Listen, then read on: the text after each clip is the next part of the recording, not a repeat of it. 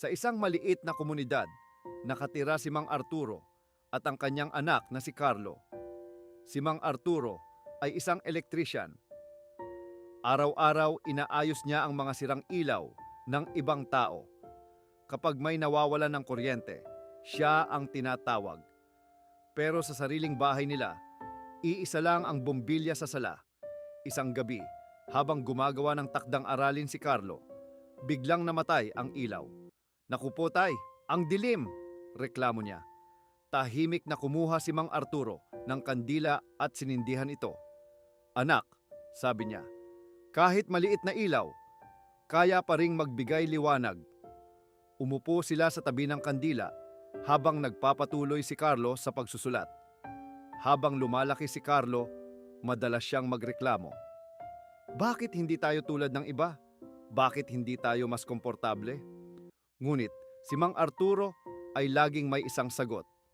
"Anak, hindi lahat ng maliwanag ay tama at hindi lahat ng madilim ay masama. Ang mahalaga, marunong kang maging ilaw kahit saan ka ilagay." Hindi iyon agad naintindihan ni Carlo. Isang araw, nawalan ng trabaho si Mang Arturo dahil nagsara ang kumpanyang pinapasukan niya. Umuwi siyang tahimik. Narinig ni Carlo ang usapan ng kanyang mga magulang tungkol sa bayarin at gastusin. Kinabukasan, nakita niya ang kanyang ama na naghahanap agad ng bagong pagkakakitaan.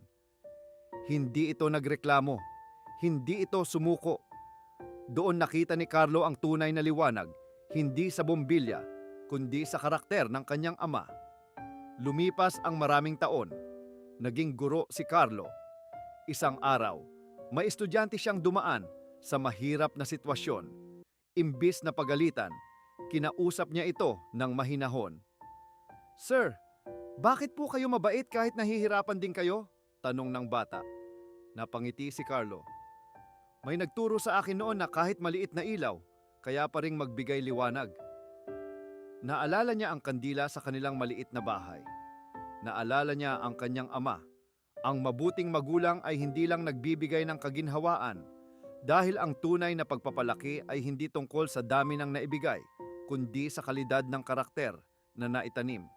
At ang batang pinalaking may ilaw sa puso ay magiging ilaw din sa mundo.